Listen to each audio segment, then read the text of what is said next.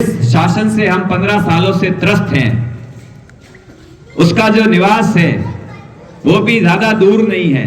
तो मैं चाहूंगा कि आप पूरी ऊर्जा के साथ, पूरे जोश के साथ में इतने जोरदार जयकारा लगाएं कि वो व्यक्ति भी नींद में अगर होगा तो वो हिल जाए, क्योंकि सोने की तो आदत पड़ गई है। अगर जगे हुए होते तो कम से कम इस बाड़मेर का कुछ कल्याण हो जाता, लेकिन आज बाड़मेर जो है वो गर्त में धकेल दिया है पिछले 15 सालों में। इसलिए अब नींद तो वैसे उड़ने नहीं वाली है, फिर भी वो कांप जाए, इसलिए आप दोनों मुष्टिकाएं बंद करके मेरे साथ में बोलिए, भारत माता की,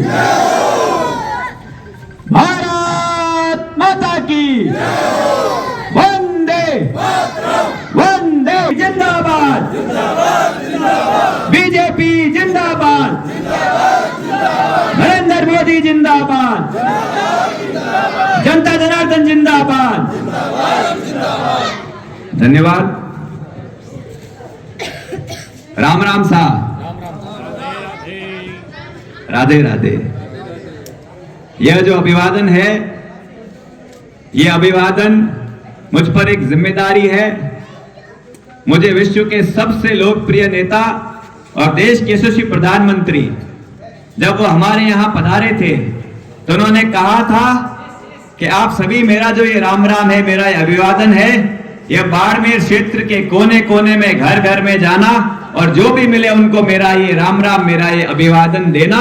और आप उन सब से कहना कि यदि उनके जीवन में पिछले 10 सालों में अभूतपूर्व परिवर्तन किया है, यदि उनके जीवन में मोदी ने कोई बदलाव लाया है, तो उस बदलाव पे विश्वास करके, उस बदलाव पे विश्वास करके आप उनके सामने जाना और उनसे अपने लिए आशीर्वाद मांगना। तो ये राम राम कहकर मैं आप सबका आशीर्वाद लेने आया हूं। आज हमारे यशस्वी प्रधानमंत्री माननीय मोदी जी ने पिछले 9.5 सालों में क्या क्या ऐतिहासिक कार्य किए हैं, उनका यदि मैं वर्णन करने जाऊं तो बहुत समय लग जाएगा। मैं कुछ 2-3 महत्वपूर्ण विषय लेकर उसके बाद में मैं अपनी आगे की बात करूंगा। हमारे लिए सबसे बड़े गौरव की बात है कि माननीय मोदी जी के नेतृत्व के कारण आज अयोध्या में भगवान श्री राम का एक भव्य मंदिर का निर्माण हो रहा है और 22 जनवरी 2024 को हमें उस मंदिर के दर्शन करने का सौभाग्य भी मिलेगा। हमसे लोग पूछते थे कि अरे भैया, बातें तो बहुत करते हो, कि राम मंदिर की तारीख कब है? तो आज उन सबको जाके बता देना कि वो तारीख तय हो गई है। वो तारीख है 22 जनवरी 2024। यदि आपको भी मौका मिले, समय मिले तो आप दर्शन करने जाना। जय जय श्री राम, जय श्री राम। दूसरा, हमारा जो चंद्रयान का जो पहला मिशन था, वो पहला मिशन फेल हो गया। तो बात बहुत सारे लोगों ने, लेकिन वो ये जानते नहीं थे कि आज एक देव पुरुष है जिन्हें हमने 2014 और 2019 में पूरे विश्वास के साथ, पूरे आशीर्वाद के साथ इस भारत की प्रधानमंत्री की कुर्सी पर बैठाया है। और उस देव पुरुष की जो हिम्मत है, उसका जो हौसला है और हमारे जो वैज्ञानिकों की मेहनत है, उस मेहनत के बलबूते पर हमने जल्द ही 1-2 सालों में ही पुनः हम उठ खड़े हुए और आज जो भारत है वो चांद पर जा पहुंचा है और सूरज पर पहुंचने के लिए कदम बढ़ा चुका है। तीसरी बात, आज जब कहते हैं ना कि सेम लेवल के भी लोग मिलते हैं तो विचार करते हैं कि पहले नमस्कार कौन करेगा।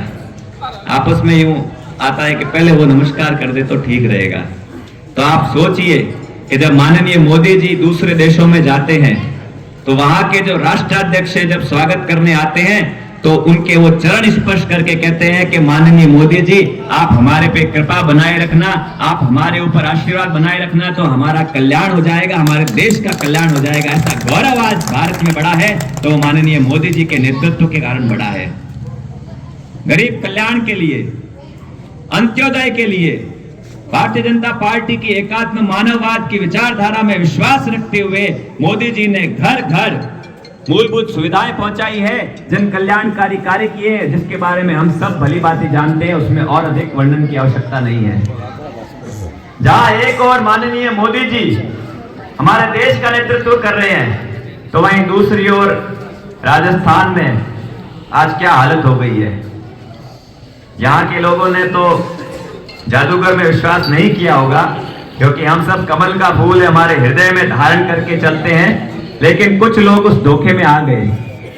जब वहां से गिनती करवाई गई, वो युवराज कहते हैं ना, अब युवराज का तो दिमाग में पता नहीं क्या है, उनके पार्टी के लिए हम वोट मांग रहे हैं और किसी को कुछ सोचने की जरूरत नहीं है। इस देश को पहली बार ऐसा नेता मिला है जो 10 साल से देश को कहां से कहां तक ले गया है, और उस पार्टी को हमें जिताना है। और उस पार्टी के एक ऐसे निर्भीक और इतने योग्यताधारी जो हमारे दीपक जी हैं, उनके सपोर्ट में हम सब एक साथ होकर इनके साथ रहें और इनको विधानसभा में भेजें। दूसरा, हमारे